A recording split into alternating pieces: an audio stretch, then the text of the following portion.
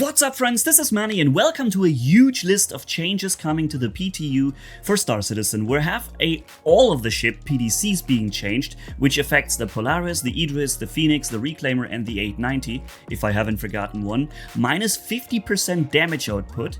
But also we have a lot of other nerfs and buffs, which we're going into in just a moment. But first, let's have a look at the PDCs, because the changes that are listed here show only half of it. Because remember that the stock loadout of an Idris has only like 7 PDCs in there, but you can equip 5 more.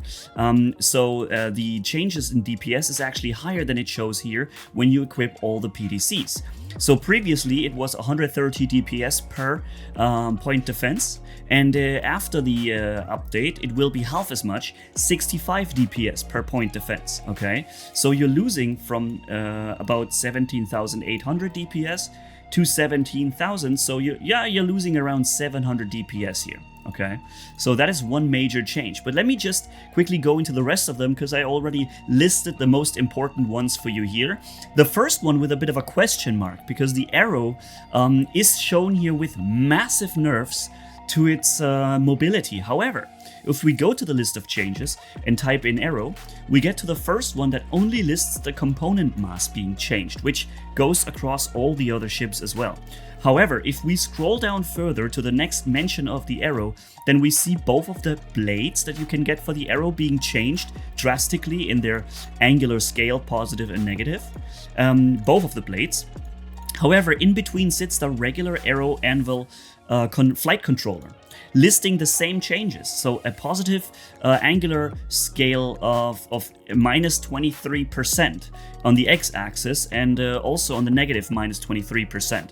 Even on the z-axis is minus 19. So we're seeing quite some big changes added to the flight controller of the arrow. However, it is not mentioned in the actual arrow buff changes list higher above. Now, what does that mean? Does the flight controller reflect the actual flight performance?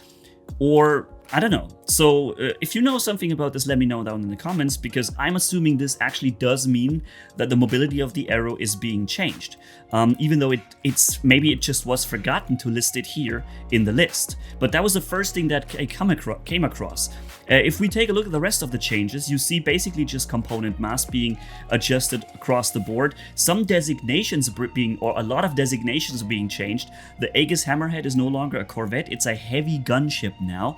The Idris is now from frigate getting the combat designation. It still keeps the frigate, but it's oriented towards combat now. The Reclaimer, of course, gets the turret DPS nerfed by 10%. This is the PDCs that are changing. And then we have a bunch of other things, again, mostly just designations and component mass, which of course is not very important, except the F8C, for example, which gets a big change. We're having a flight characteristic change, a roll boost of 17%. It rolls with 140 degrees per second instead of 120. That is a massive change. Also, we have a main thruster capacity power increase of 18%.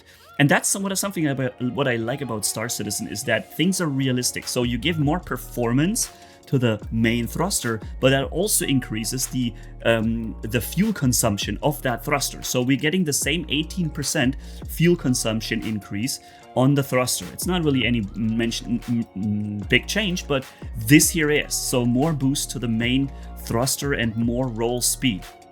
Okay, so very interesting. Also, the acceleration goes up with that by 18%, obviously, and in up and down there is also 10%. So very interesting. Let's go to the hangar link, because this is where I listed this all. We also have a L21 Wolf change, and without going through this large list, let's go at these things together. We've already seen the arrow, and now the L21 Wolf. So what is listed in the changes are an insurance increase of claim time. So the standard claim time goes up by 47 seconds, which is a plus 75% claim time. It's not much of a nerf, but it is something you're going to find if you have to reclaim your ship. And the expedited time also 75%, with a cost increase of 262%. Okay. What is, however, a little more of a nerf is the Relentless L21 Gatling gun that they have changed. By the way, it no longer carries the designation Bearing, which it had before, because it wasn't produced by Bearing. It now has I think an unlisted or something. We can check it out here. It's called Gatling. Here. It now carries the Cree designation, which is Kruger Intergalactic, right? But most importantly, its durability goes down by 53%. So the weapon will fall off or out of combat much sooner now when it takes damage. Minus 53%. Instead of 4,200 HP, only 2,000. Something to keep in mind. Okay, it's not a big nerf for the Wolf, but it is the first one that we can certainly list here, together with previously one of the heating mechanics being changed, where also the basically the amount of time you can fire before heating up the weapon was changed. Now we come to one of the winners, actually two winners of this list, is the F8C Lightning, and that is, like I said, a very nice change, higher roll, higher boost. But also fuel consumption going up. And the Stinger. The Stinger is the other heavy fighter that gets a buff out of all things. Because it kind of needs it though, because we know that the Stinger is not a very attractive ship, at least not when it comes to PvP. You might want to play it in PvE and have a lot of fun with it, but in PvP you're probably going to struggle, at least against people who really know how to fly.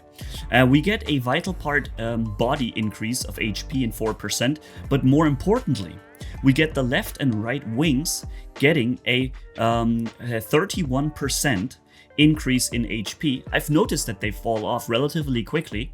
31% is noticeable, and the wing tip is 100% increased in its durability. Although I don't think that wing tip falling off necessarily takes your mobility away, or at least it doesn't make you fly uncontrollably, but the wing itself does. So that is a big change.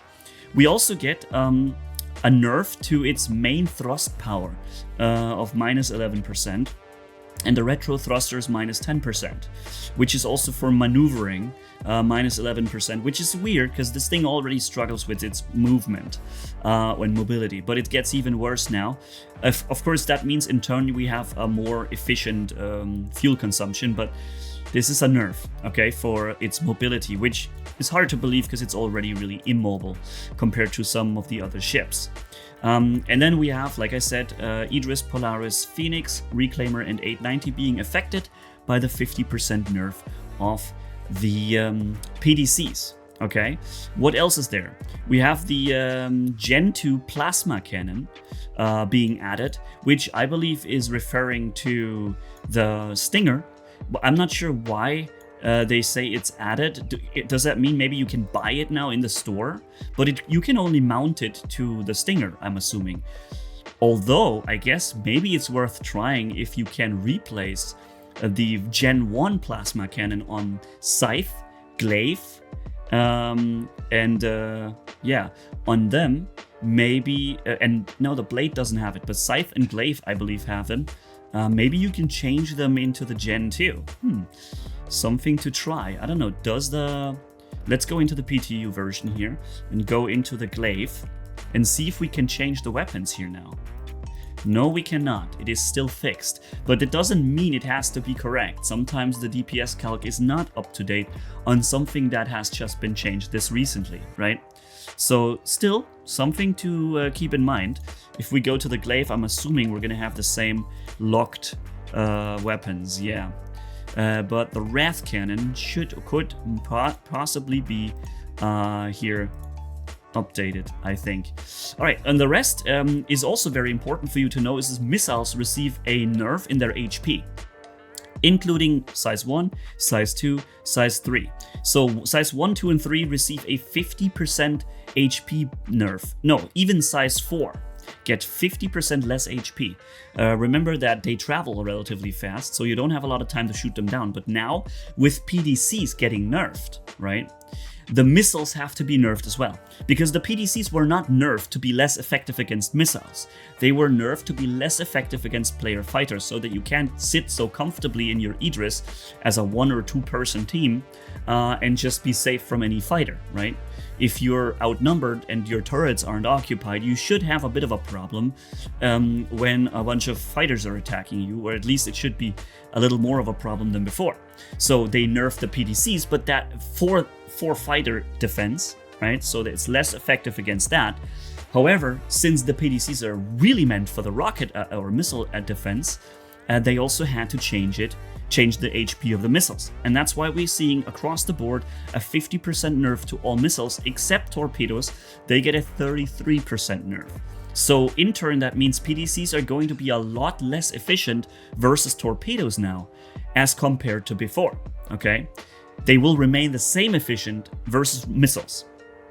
But if a Polaris fires a salvo of 4 torps at an Idris now, and given the torps are actually working as intended or functioning properly, then the Idris PDCs might really struggle hard shooting them down.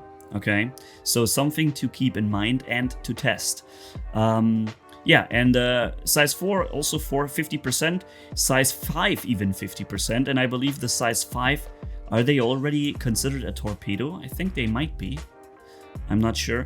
But yeah, so everything higher than that is from size 9 to size 10 and 12, I think, 33% nerf. Some paints are being added, some liveries, and also interesting, the bomb tube rocket launcher is being added, okay? Not sure exactly where we can find this thing, but I want to test it, okay? The bomb tube. Let's see. And also, the Nyakchi knife is going from Apocalypse Arms over to Banu. It's basically a Banu knife. Very interesting. I want to find out which one this is and see how it looks. Also important for you to know is the pulverizer will take a lot more space in your cargo, or if you're carrying it. I don't know, can you fit it in a backpack? If so, it will take 3,650% more volume in your storages, right?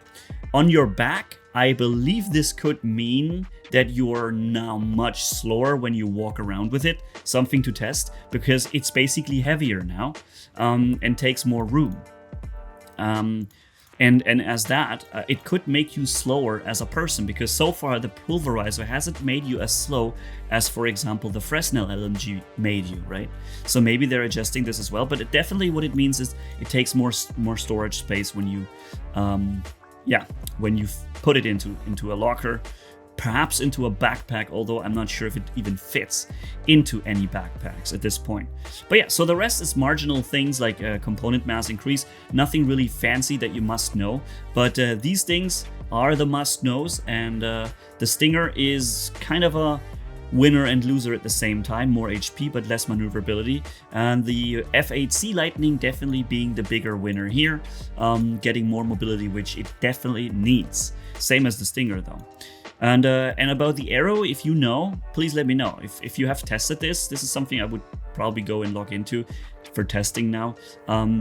If it really does have lower mobility, because the arrow should be pretty mobile. It is like the smallest light fighter we've got at this point. And it would be a little weird if it was not more maneuverable, right? Not extremely so. But yeah, so that's the update. Stay tuned, guys. Also, we are going to have another giveaway soon. You see all those gift cards in my hangar? They're just waiting to be given out to you guys. So stay tuned, subscribe to the channel if you haven't done it yet, and follow, then you know how to win those gift cards. See you around. Manni off. Bye-bye.